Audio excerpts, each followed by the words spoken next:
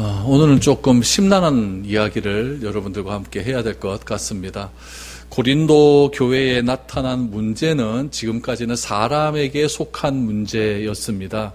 그 사람에게 속한 문제의 원인은 기득권에 있었죠. 바울이 우선인지 아볼로가 우선인지 게바가 우선인지 이도저도 싫어서 그리스도가 우선인지 그 기득권의 문제였다고 한다면, 오늘은 성도들 가운데 아주 이상한 일들이 일어나게 되었습니다.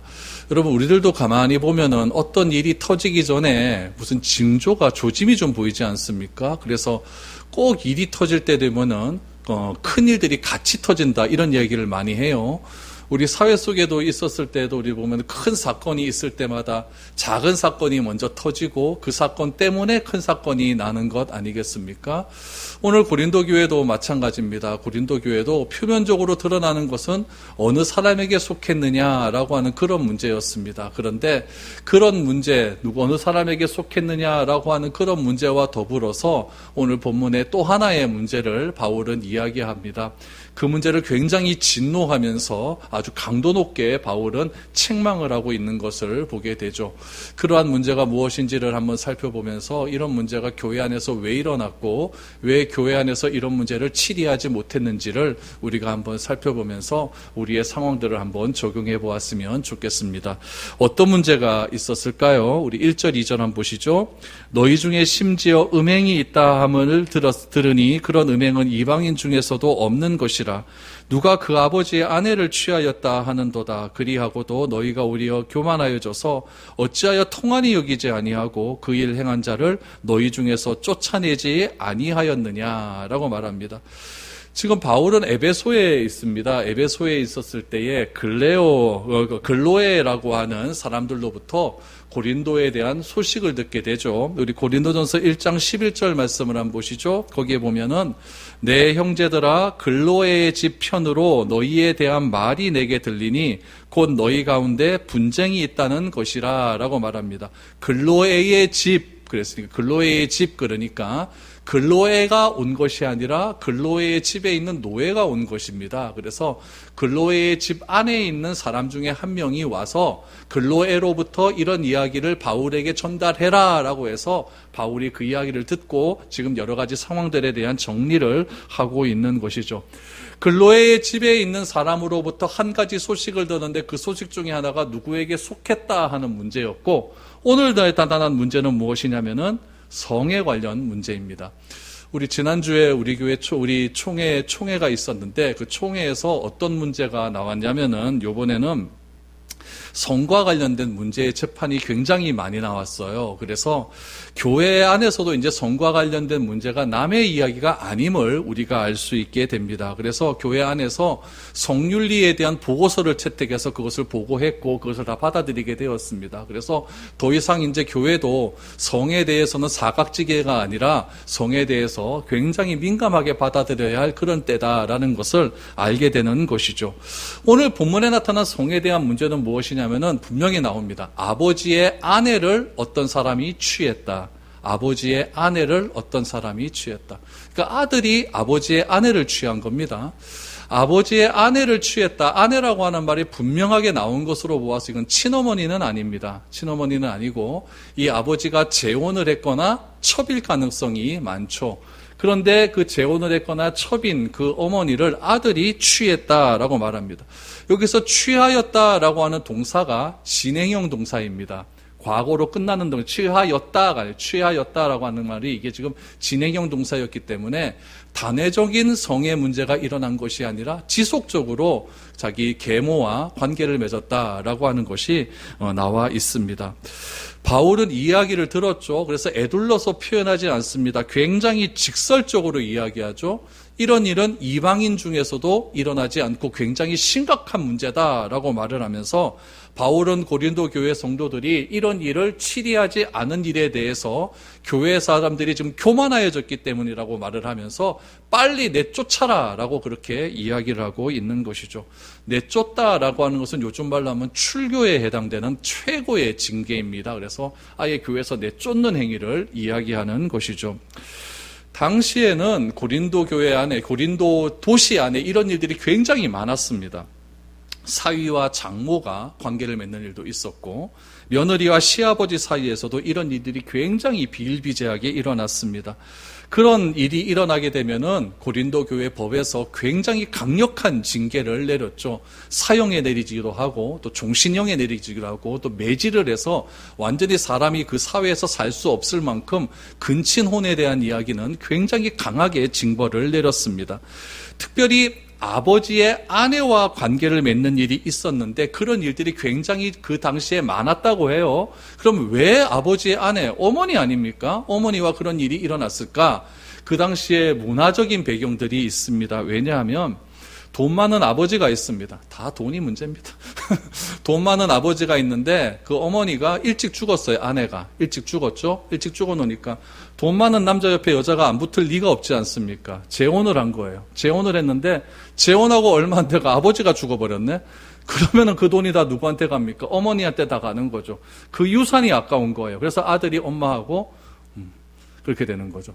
그러니까 다 이런 일들이 근친혼 같은 것들이 돈 때문에 일어나는 일이었고 그런 일들이 굉장히 그 사회적으로 문제가 되는 그런 일이었다는 것이죠. 그래서 그들의 유산을 차지하기 위해서 사회적으로는 그런 일들이 많았는데 어떻게 그런 일들이 교회에서도 동일하게 일어날 수가 있느냐. 지금 바울이 이렇게 얘기하는 거죠. 제가 이 고린도 전서를 처음 이야기할 때 어떤 이야기를 했냐면 고린도는 굉장히 음란한 도시였다. 도시의 영향력은 교회에서도 그대로 드러난다라고 말씀을 드렸습니다. 그렇기 때문에 이 도시 자체가 원체 음란하다 보니까 그 음란한 상황들이 교회에서도 그대로 일어나게 되었다라는 이야기죠. 여기서 바울이 그런 이야기를 듣고 뭐라고 이야기하냐면 통한이 여긴다라고 이야기해요. 통한이 여긴다. 이거는 슬퍼하고 애통해하는 감정의 상태를 뜻하는 표현입니다. 교회에서는 이런 일들이 있을 수도 없는 일이죠. 있을 수도 없고 있어서도 안 되는 일이죠. 행여나 그런 일이 일어나면 내쫓아내야 됩니다. 출교를 해야 된다는 이야기죠. 그러면 여러분 왜 교회에서 이 사람에 대한 징벌을 내리지 않았을까요? 이유가 뭘까요? 이유는 이런 일을 벌인 그 사람이 교회에 영향력이 있는 사람이기 때문에 그렇습니다. 교회의 기득권자였기 때문에 그래요. 예를 들면 교회에 헌금을 굉장히 많이 한 사람이나 이 사람이 빠져버리면 교회가 막 흔들리거나 교회의 개척 멤버거나 교회에 아주 지대한 영향력을 끼친 그런 사람이거나 사회에서 굉장히 지위가 높은 사람이거나 그런 사람이었기 때문에 교회에서 손을 댈 수가 없는 거예요. 여러분 우리가 사는 사회나 어떤 단체를 보아도 그 단체의 어떤 기관장이나 기득권자가 어떤 사건을 저지르려면은 법 테두리 안에서 해결이 안 됩니다. 다 벗어나 버리죠. 법망을 벗어나 버리는 거예요. 그런 일들이 교회에서도 그대로 있다 보니까 어떤 지위가 높다는 이유로 법을 위에서 지배하려고 하는 그런 일들이 굉장히 많이 있었다는 이야기죠. 오늘 본문에 나타난 이런 자기의 계모와 통관을 하는 저지른 이 사람도 굉장히 교회 안에서 기득권자였기 때문에 교회에서 도무지 처리를 못하고 그냥 가만히 내버려 두는 그런 일들이 발생하게 된 것이죠. 그래서 바울이 굉장히 강한 어조로 말을 합니다. 너네 고린도 교회 성도들이 다 지금 교만해져 있다. 그래서 그 사람을 출교도 하지 못하고 내쫓지도 못하고 그렇게 있다라고 이렇게 이야기를 하고 있습니다. 그래서 먼저 그 사람들을 책망하고 난 이후에 3절 이하에서 바울이 그럼 내가 해결해 줄게, 내가 너에게 권면해 줄게 이렇게 이야기하면서 그 사람을 책망하고 치리하는 데 있어서도 바울이 어떤 분명한 기준점을 이야기합니다. 그 기준점을 우리가 한번 살펴봐야 됩니다. 3절 이하입니다.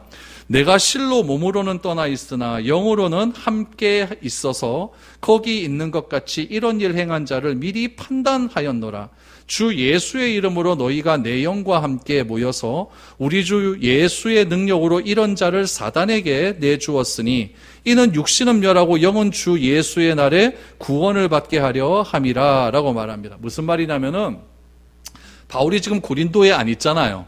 어디 있어요? 에베소에 있죠. 그러니까 오늘 분명하게 내 몸은 너희와 떨어져 있다라고 말을 합니다.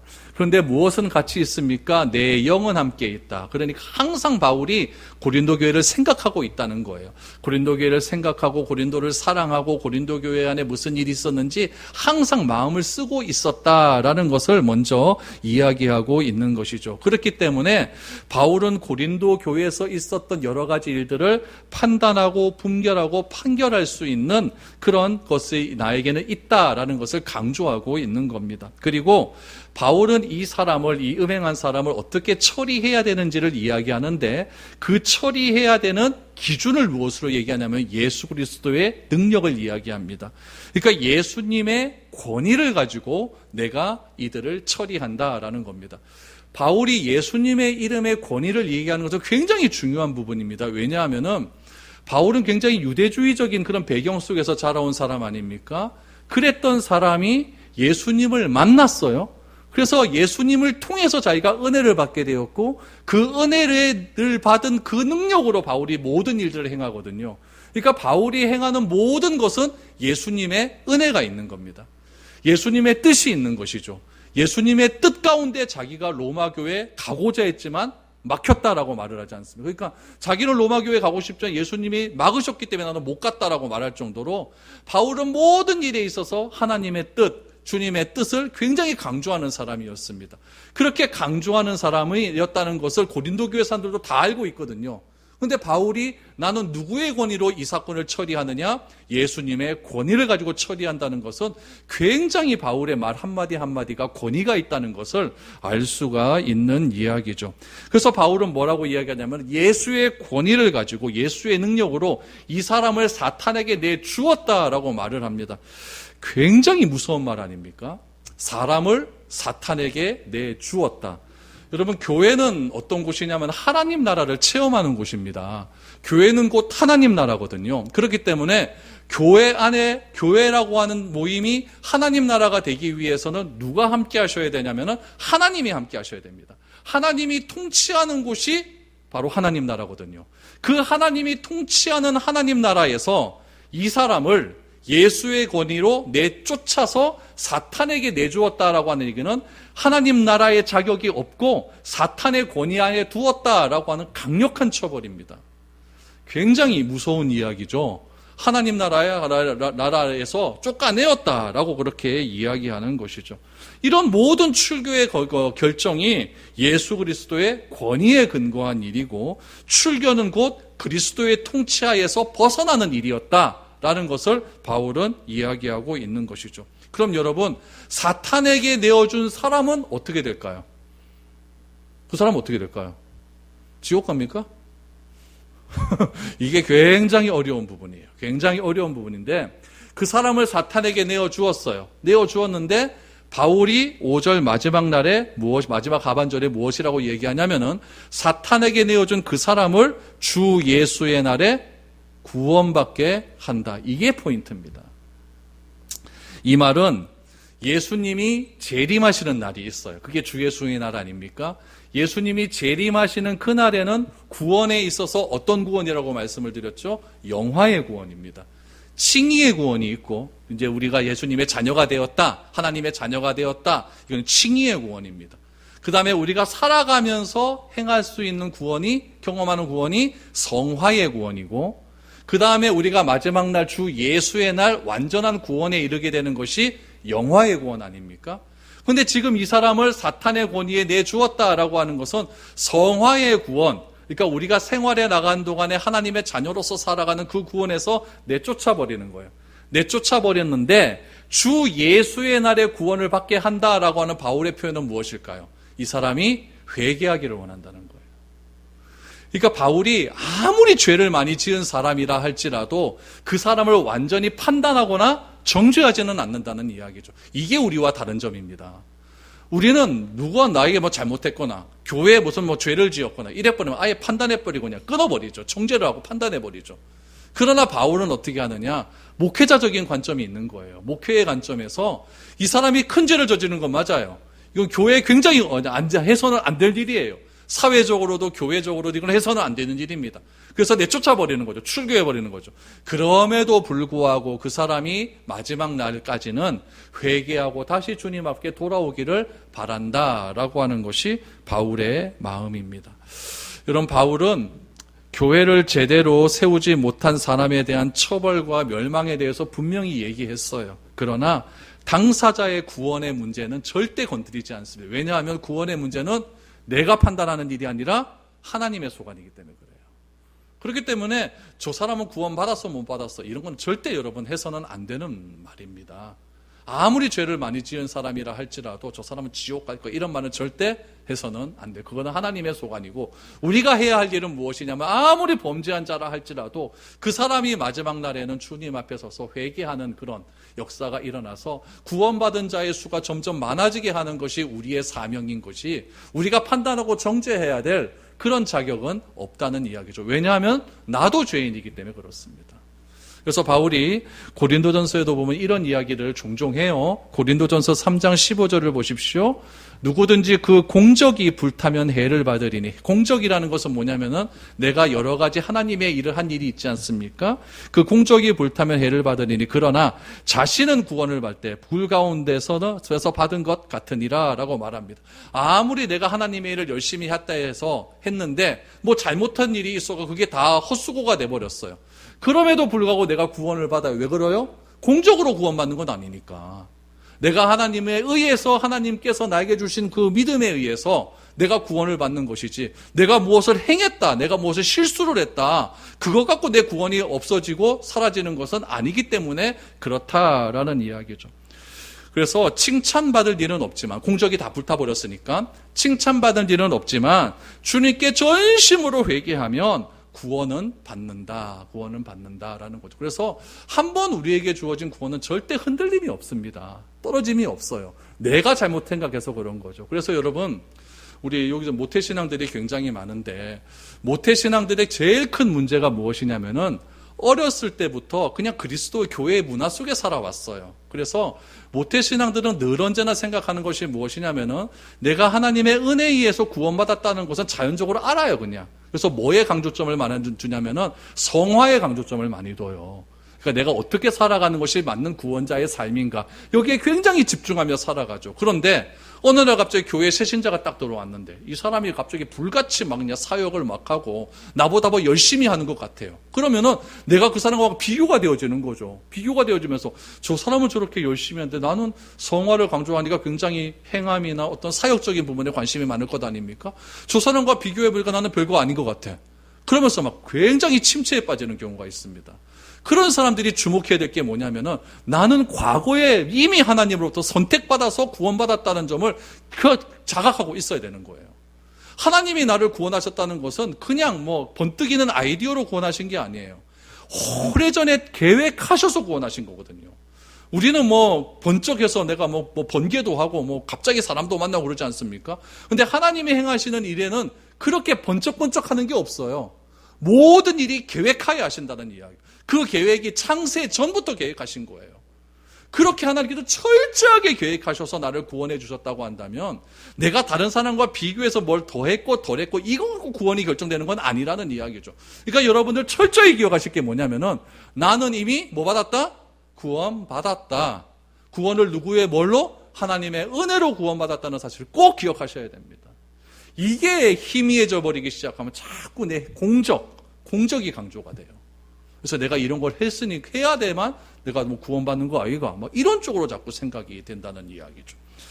그래서 바울은 이렇게 목회자적인 관점에서 아무리 죄를 많이 지었고 교회에 피해를 주고 교회를 막 기초를 흔드는 그런 일들이 일어나서 출교의 죄를 당한 사람이라 할지라도 그 사람이 진짜 나중에는 회개하고 구원받았으면 좋겠다라고 하는 그런 마음이 있었다라는 것이죠. 그래서 바울은 왜 이런 마음을 가질 수밖에 없냐면은 여러분 전도해봐서 알잖아요. 한 사람 데려다가 교회에 앉히는 게 얼마나 힘듭니까? 이 사람도 그렇게 바울이 교회에다 앉혀놓은 사람 아니겠어요? 근데 그 사람을 뭐 잘못했다고 그렇게 뭐 교회에서 출교까지는 했지만 그런 한 사람 또 데리고 오려면 얼마나 해산하는 수고를 또 해야 되겠습니까? 그래서 바울은 그런 해상하는 수고의 고통을 알기 때문에 그 복음을 전하는 바울이 복음을 받는 대상에 대한 사랑을 동반하는 치리였다라는 것을 우리는 기억을 해야 되는 것이죠. 근데 우리의 어떤 치리는 뭡니까? 막 감정이 막 앞서죠.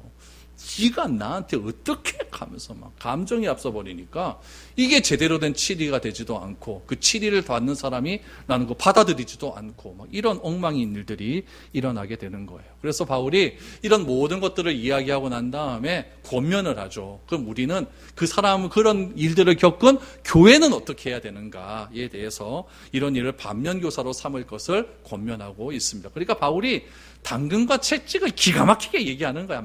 때렸다가 달랬다가 때렸다가 달랬다가 이런 걸 너무나 잘하는 거죠. 뭐라고 이야기하느냐? 또 구원을 이야기하죠. 6절 이하 보십시오. 너희가 자랑하는 것이 옳지 아니하도다. 적은 누룩이 온 덩어리에 퍼지는 것을 알지 못하느냐. 너희는 누룩 없는 자인데 새 덩어리가 되기 위하여 묵은 누룩을 내버리라. 우리의 유월절 양 곧 그리스도께서 희생되셨느니라. 이러므로 우리가 명절을 지키되 묵은 누룩으로도 말고 악하고 악의에 찬 누룩으로도 말고 누룩이 없이 오직 순전함과 진실함의 떡으로 하자라고 말합니다. 그럼 출애굽할 때에 누룩이 들어있지 않는 무교병을 먹지 않습니까? 누룩이 들어있지 않는 떡은 무교병, 누룩이 들어있는 떡은 유교병 이렇게 이야기하죠. 누룩을 넣어서 발효시킬 시간이 없기 때문에 빨리 나가야 되기 때문에 누룩을 넣지 말라라고 이렇게 이야기를 합니다. 출애굽은 어린 양의 피를 문설주에 이렇게 발라요. 문설주에 바르면 죽음의 사자가 문설주에 피가 있는 것을 이렇게 넘어간다. 패스오버했다. 그래서 유월절 이렇게 이야기를 하는 거죠. 그것을 늘 언제나 기억해야 된다라는 것을 이야기해요. 그때 백성들은 누룩을 넣지 않는 떡을 먹었습니다. 그 이후로부터 이스라엘 백성들은 유월절이 올 때마다 그들은 누룩을 먹지 않는 떡을 먹습니다. 왜 먹습니까? 유월절에 그때의 은혜를 기억하자라는 이야기죠. 그래서 요즘도 이스라엘에는요, 정통 유대인들이 있어요. 유대인들이 정권을 잡게 되면 어떻게 하냐면은 진짜 재밌어요. 이스라엘의 모든 누룩을 다 조사를 합니다. 조사를 하면은 그 금액이 딱 나올 것 아닙니까? 그 누룩을 다 수출해버려요. 6월절이 되면은 그 수출한 대상이 어디냐면 요르단하고 수출이 계약을 맺는 거예요. 계약을 맺어가지고 수출 딱 해버리고 6월절 끝나고 다시 수입합니다. 근데 그거를 다시 수출하고 수입하는 거 절차가 너무 까다롭잖아요. 그래서 계약서를 쓰는 거죠. 그래서 돈만 오고 가는 거예요. 오고 가가지고 수출하고 수입하고 이렇게 돈만 오고 가고 해서 우리는 진짜 6월절이 되어서 이 누룩을 다 너네한테 보냈다. 끝났으니까 다시 누룩 갖고 와. 이렇게 해가지고 걔네들은 아직까지도 6월절에 정신을 지키려고 노력을 하고 있는 것이죠. 이게 대단한 거예요. 대단한 거죠. 여러분, 성경에서는요, 이 누룩이 죄를 상징하는 것 아니겠습니까? 그래서 누룩은 죄의 의미로 상징되는 이유가 무엇이냐면은 작은 누룩이 부풀게 하는 힘이 있기 때문에 그렇다라는 거죠. 왜 누룩에 대한 이야기를 하겠습니까? 지금 교회 안에 음행이라고 하는 죄가 벌어졌잖아요. 그것이 빨리 처리가 되지 않으면은 전체에 영향을 미칠 수가 있다라는 이야기죠. 그래서 음행한 사람 그 한 명 때문에 교회 전체에 잘못된 영향력을 미치기 때문에 이스라엘 백성들이 출애굽을 할 때 누룩 없는 떡을 먹었다. 그러니까 너희들도 빨리 이런 것들을 처리해야 된다는 것이죠. 음행의 문제 발생할 수 있어요. 다른 문제도 발생할 수 있어요. 그런데 교회가 그 문제를 어떤 태도로 바라보느냐, 이게 중요하다는 이야기입니다. 그래서 왜냐하면은 이 교회가 거룩한 교회이기 때문에 이 거룩한 교회 안에 이렇게 잘못된 것들이 들어와서는 안 되는 것이고, 그 잘못된 것을 어떻게 처리하느냐가 교회가 그 죄악을 바라보는 태도이기 때문에 그렇다는 이야기죠. 교회는 죄를 용납하지 않는다는 것을 보여주어야 되는 것이고, 작은 죄와 타협하게 되면 교회 전체가 부정해진다는 거예요. 왜냐하면 죄는 누룩이기 때문에 그렇다는 이야기입니다. 그래서 여러분, 10계명도 보세요. 제1계명이 뭐예요? 나 외에는 다른 신을 섬기지 말라. 요게 무너지면은 2계명, 3계명, 4계명 다 무너집니다. 하나님을 섬기지 않게 되면 이름을 망령되이 행하게 되죠. 하나님을 섬기지 않으면 우상을 섬기게 되는 거죠. 하나님을 섬기지 않는데 어떻게 안식일을 정성껏 지킬 수가 있겠습니까? 그러니까 10계명의 1계명이 제일 중요한 거예요. 이게 무너지면 다 무너진다는 얘기죠. 그래서 하나님께서는 이 1계명을 굉장히 중요하게 여기게 되는 거예요. 구약 전체는 무엇으로 표현되어 있느냐? 이스라엘 백성들이 저지른 죄악으로 나오는데, 그 죄악이 다 무슨 죄악이냐? 우상숭배의 죄악이에요. 근데 그 우상숭배를 호세아는 뭐라고 이야기하냐면은 영적 간음이라고 이야기합니다. 다시 말하면 오늘 본문에 나온 대로 하면은 음행이라고 이야기해요. 재미있는 사실은 이 음행이라고 하는 헬라어가 뭐냐면은 포르네이아예요. 포르네이아. 이 포르네이아에서 오늘날 영어 무엇이 유래가 되냐면 포르노그래픽이 유래된 거예요. 그러니까 이 음행이라고 하는 것이 오늘날 포르노와 단어와 똑같다는 이야기죠. 그게 지금 이렇게 퍼져나가고 있는 거예요. 한 해에 여러분 포르노가 생산되는 그 경제적 가치가요 30조, 40조가 넘어요. 일본에서만요. 그러니까 전 세계적으로 보면 이게 얼마나 많은 영향력이 있겠어요. 이게 다 누룩이라는 이야기죠. 고린도 교회가 파벌 싸움이 일어난 이유가 만약 여러분 이런 음행의 문제였다고 한다면 바울이 이해를 할 거예요. 그러나 이런 심각한 문제는 내버려두고 오히려 이 기득권의 문제를 가지고 나는 바울파니, 나는 아볼로파니, 나는 게바파니, 나는 그리스도파니 이러니까 바울이 막 휙 돌아가 버리는 것이죠. 왜 이런 거룩해야 될 교회가 이런 음행의 문제를 가만히 내버려 두었느냐라고 말을 합니다. 그래서 바울이 이렇게 이야기합니다. 9절을 보십시오. 내가 너에게 쓴 편지에 음행하는 자들을 사귀지 말라 하였거니와 이 말은 이 세상에 음행하는 자들이나 탐하는 자들이나 속여 빼앗는 자들이나 우상 숭배하는 자들을 도무지 사귀지 말라 하는 것이 아니니 만일 그리하려면 너희가 세상 밖으로 나가야 할 것이라 라고 말합니다. 내가 너에게 쓴 편지에 그러니까 여기서 알 수 있는 건 뭐냐면은 고린도전서 앞에 또 편지를 보냈다는 것을 알 수가 있어요.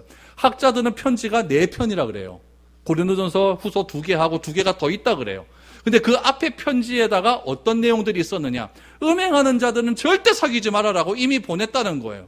그러면서 10절에 보니까 이 음행하는 자와 사귀지 말라는 이야기는 뭐냐? 이 세상에 음행하는 자들도 있고 탐하는 자들도 있고 속여 빼앗는 자들도 있고 우상 숭배하는 자들을 도무지 사귀지 말라 하는 말이 아니래요. 무슨 말이냐면은 세상에는 그런 사람들이 세고 셌다는 얘기예요. 그런데 우리가 교회의 기준을 가지고 세상의 기준에 대면은 만날 사람이 있습니까? 없습니까? 한 명도 없다는 거예요. 그러면 잘못되는 것 아니냐는 거죠. 왜냐하면은 교회는 여러분 거룩해요. 거룩한데 교회가 어디 있냐면은 타락의 현장인 세상 가운데 있어요. 그래서 세상의 영향을 안 받을 수가 없다는 이야기죠. 그 세상 속에서 교회가 해야 될 일을 지켜야 될 건 뭐냐면은 거룩이라는 이야기죠. 그래서 바울은 처음에 쓴 편지에 음행하는 자들과 사귀지 말라는 얘기는 세상 사람들과 그 사람들 어차피 그런 사람들이니까 그런 사람들과 사귀지 말라는 얘기가 아니었다. 교회 안에서 이런 것들은 너희들이 철저하게 구별해야 된다. 이 얘기를 지금 말하고 있는 것이죠. 교회에서 음행의 문제는 절대 용납하지 안 된다라는 이야기, 출교해야 된다는 이야기입니다. 교회는 절대적인 하나님의 기준을 놓고 그렇게 살아가야 되는데 너희들이 왜 그렇게 하지 못했느냐 말을 하는 거죠. 그래서 마지막 부분 보십시오. 11절 이제 내가 너희에게 쓴 것은 만일 어떤 형제라 일컫는 자가 음행하거나 탐욕을 부리거나 우상 숭배를 하거나 모욕하거나 술 취하거나 속여 빼앗거든 사귀지도 말고 그런 자와는 함께 먹지도 말라. 뭡니까? 출교하라는 이야기예요. 밖에 있는 사람들을 판단하는 것이야 내가 무슨 상관이 있으리요마는 교회 안에 있는 사람들이야 너희가 판단하지 아니하랴. 판단하라는 얘기입니다. 밖에 있는 사람들은 하나님이 심판하시려니와 이 악한 사람은 너희 중에 내쫓으라. 출교하라는 이야기예요. 그러니까 바울은 이 사람은 뭐 해야 된다? 출교해야 된다는 이야기죠. 왜요? 누룩이기 때문에 그렇다는 이야기예요. 오늘날에는 여러분 이 출교의 의미가 있을까요? 없을까요? 없습니다. 출교를 한다 그러면요 먼저 나가버려요. 먼저 나가버립니다. 그리고 딴 교회 가버립니다. 이때는 왜 출교가 의미가 있었냐면은 지역의 교회가 하나밖에 없었기 때문에 그래요. 고린도에는 고린도 교회밖에 없었고 에베소에는 에베소 교회밖에 없었고 빌립보는 빌립보 교회밖에 없었기 때문에 요즘처럼 고린도 중앙교회, 고린도 제일교회, 고린도 제일교회 이런 교회가 없었기 때문에 이거는 이때 당시에는 출교하면 그냥 끝이에요. 끝이기 때문에 굉장히 출교의 의미가 굉장히 중한 그런 일이었죠. 요즘에는 교회가 많기 때문에 출교하고 나가도요 그런 얘기 안 합니다. 안 하고 그냥 들어가면 교회는 감사합니다라고 답하죠. 그러니 교회가 행하는 출교의 권위가 떨어지죠. 우리 교회, 우리 노회에 이런 문제가 있었어요. 지금 한 10년쯤 된 문제인 것 같은데 제가 이제 우리 교회 임명할 때 몇 년 지나고 이런 문제가 있었어요. 한 교회에서 서울에 있는 교회인데 우리 노예 교회였습니다. 굉장히 잘못했나 봐요. 좀 큰 잘못, 무슨 잘못인지 잘 모르겠어요. 저 그때 뭐 처음 와가지고 뭔 일인지 잘 모르겠는데 하여튼 잘못했습니다. 그래서 교회가 노예에 재판을 걸었어요. 이 사람 판단을 해달라. 그랬더니 이제 이 사람이 판단을 받아서 출교를 당했습니다. 장로님들하고 집사님들 한 7, 8명이 출교를 당했어요. 이건 끝장나는 겁니다. 근데 웃긴 게 뭐냐면은 출교를 당하고 어디에 갔냐면은 교회 길 건너편에 교회가 또 하나, 그 교회로 가버렸어요. 근데 그 교회가 우리 노예예요. 노예가 출교한 사람을 노예에 있는 교회가 받은 거예요. 그러니까 이게 말이 됩니까? 노예가 난리가 났어요. 그래서 그 사람들을 받은 교회 목사님들하고 장로님들을 불렀어요. 재판해야죠. 왜 받았냐고 그랬더니 어느 사람 왜 안 받습니까? 이게 끝입니다. 교회는 거룩을 잃어버렸고요. 치리에 대한 경험은 다 사라집니다. 그러니까 교회가 권위가 없어지는 거예요. 사람한테 매는 거죠. 사람이 뭐 삐졌다고 말하면 교회가 벌벌 떱니다. 그 사람 나갈까 봐요. 그럼 교회가 안 되는 거예요. 어려워지는 거죠. 교회의 거룩을 지키기 위한 노력을 게을리해서는 안 됩니다. 중요한 건 뭐냐면은 잘못하면 판단을 할 수가 있지만 그 사람에 대한 정죄는 하지 말아야 된다는 것이 성경의 가르침입니다. 예수님은 이 문제에 대해서 어떻게 말씀하셨을까요? 오늘 이 문제를 예수님이 하신 말씀을 보고 마무리하도록 하겠습니다. 마태복음 18장 15절에서 17절입니다. 내 형제가 죄를 범하거든 가서 너와 그 사람만 상대하여 권고하라.